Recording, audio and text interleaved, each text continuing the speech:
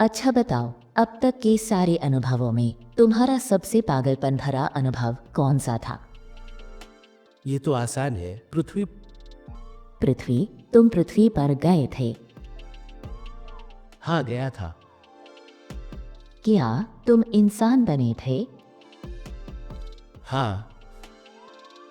वाह, क्या पृथ्वी की कहानियां सच हैं? क्या लोग सचमुच वहां फंसे हुए थे? कुछ तो थे, मुझे पता है, क्योंकि मैं भी उन वॉलंटियर्स में से एक था।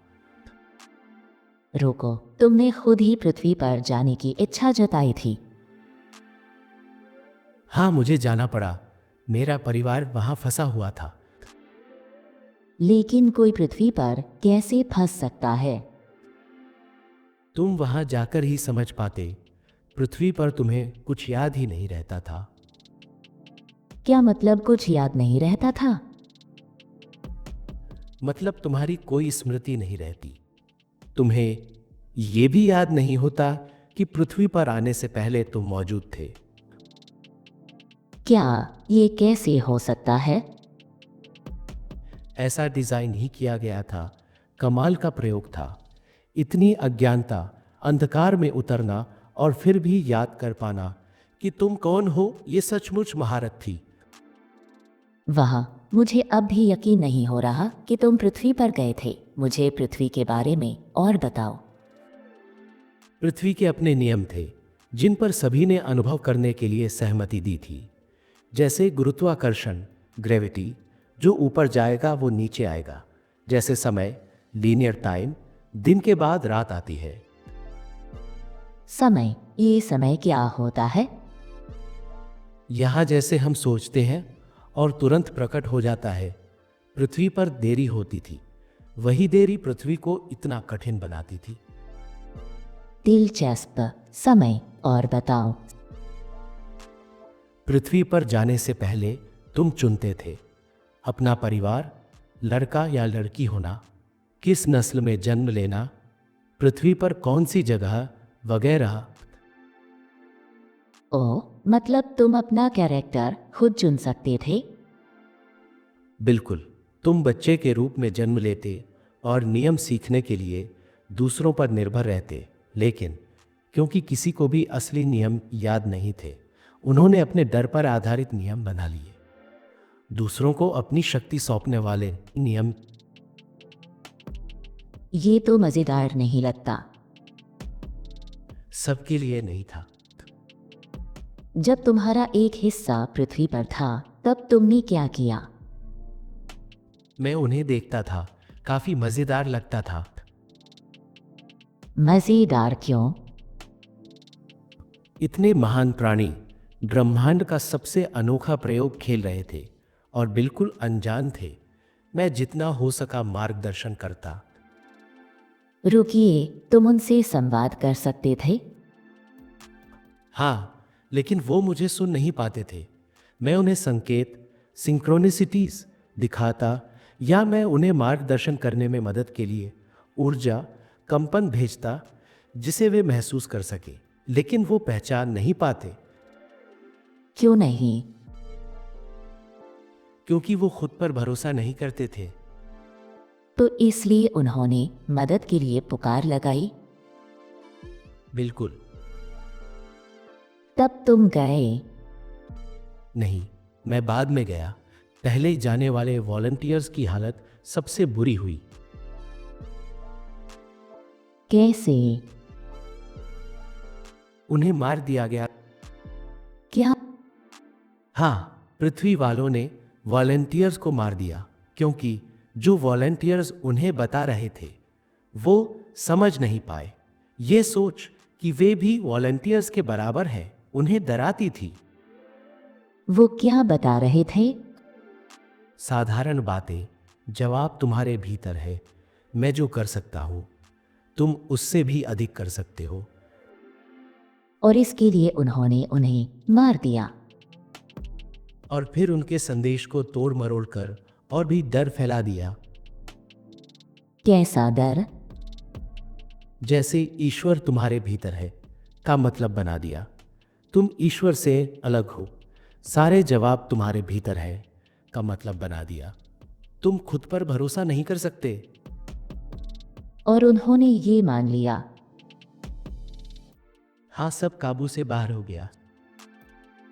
उन्होंने सच में ये मान लिया कि वे ब्रह्मांड में अकेले बुद्धिमान जीव हैं। हाँ, सोचो जरा। ये तो मजेदार है। पागलपन है, पता है। तो फिर आगे क्या हुआ? डिजाइनरों को पता था कि पृथ्वी आकाशगंगा के ऐसे हिस्से में प्रवेश करने वाली है जहां की आवृत्तियां, फ्रीक्वेंसीज मानव डीएनए को दोबारा सक्रिय कर सकती थी। उनके डीएनए में क्या गड़बड़ थी? वो काम नहीं कर रहा था। डीएनए ही था जिसके जरिए इंसान अपने हायर सेल्फ से जुड़ते थे। ओ, तो यही वजह थी कि तुम्हारे अवतार इनकारनेशंस तुम्हें सुन नहीं पाते थे। बिल्कुल, लेकिन नई योजना में एक शर्त थी। सिर्फ वही लोग इन फ्रीक्वेंसीज से जुड़ सकते थे जो पृथ्वी पर जन्मे हों। तो मतलब और वॉलंटियर्स की जरूरत थी। लेकिन इस बार कोई रिस्क नहीं लेना था। इस मिशन के लिए लाखों आत्माओं की जरूरत थी जो मानव शरीर में जन्म ले और तैयार रहे फ्रीक्वेंसीज से जुड़ने के लिए। ओ, क्या यही 21वीं सदी के इंसान हैं जिनकी कहानियां सुनी जाती हैं? हाँ, हम वॉलंटियर्स ब्रह्मांड के हर कोने से आए थे ताकि इंसानों को जगाने में मदद कर सके। तो वॉलंटियर्स को वहां जाकर करना क्या था? हमें पहले खुद को जगाना था, फिर इन फ्रीक्वेंसीज से जुड़ना था और फिर उन्हें पूरी पृथ्वी पर फैलाना था। ये तो असंभव लगता है। ज्यादातर पर्यवेक्षक, वॉचर्स भी यही सोचते थे कि हम सफल नहीं होंगे। तो जब तुम पृथ्वी पर पहुंचे तब क्या हुआ?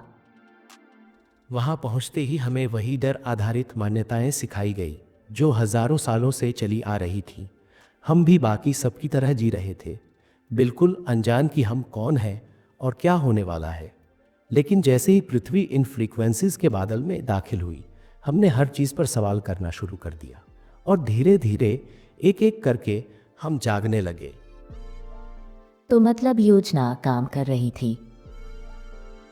हाँ, जितना हम खुद पर भरोसा करते गए उतनी जल्दी हम दोबारा जुड़ने लगे और तेजी से याद करने लगे कि क्या हो रहा है। और क्योंकि हम पूरी पृथ्वी पर फैले हुए थे, पृथ्वी की सामूहिक आवृत्ति तेजी से बढ़ने लगी। जब पृथ्वी की आवृत्ति बढ़ी तो क्या हुआ? इंसानों का समय का अनुभव तेज हो गया। वे अपनी मान्यताओं को और तेज गति से प्रकट करने लगे। जो डर में थे उन्होंने और भी डर पैदा किया और अंततः पृथ्वी नियंत्रण से बाहर हो गई। नियंत्रण से बाहर मतलब? वो सभी निम्न आवृत्ति वाले विश्वास जिन्होंने हजारों साल से इंसानी अनुभव को नियंत्रित किया था, अब और टिक ही नहीं सकते थे, तो वे खुद ही नष्ट होने लगे और पूरी दुनिया अराजकता में डूब गई। ये तो डरावना लगता है। जो डर में जी रहे थे उनके लिए डरावना था, लेकिन हमारे जैसे वॉलंटियर्स जानते थे ये पुराने ऊर्जा का अंत था और नई ऊर्जा की शुरुआत। तो फिर आगे क्या हुआ? जैसे जैसे हमारी जागृति में संतुलन बिंदु, टिपिंग पॉइंट आया, हमने एक नई पृथ्वी, न्यू अर्थ बना दी। नई पृथ्वी? तो पुरानी पृथ्वी का क्या हुआ? वो चलती रही ताकि जो लोग अपने डर छोड़ नहीं पा रहे थे वे अपनी सीख पूरी कर सके। लेकिन हमने एक नई पृथ्वी रची जो हमारी ऊंची आवृत्ति से मेल खाती थी। और जैसे ही ये हुआ, सारे डर आधारित विश्वास तुरंत गिर गए। फिर? उसी पल हमें याद आ गया कि हम कौन हैं। हमें समझ आया कि हम सब एक हैं। हमने एक दूसरे को चोट पहुंचाना बंद किया, एक दूसरे का सम्मान और प्रेम करना शुरू किया। हमने अपनी सृजन शक्ति वापस ले ली और एक नई पृथ्वी बनाई जहां डर नहीं था। वाह, तो ये सब जो सुना था सच था। क्या अद्भुत अनुभव रहा होगा। बहुत बढ़िया काम। धन्यवाद।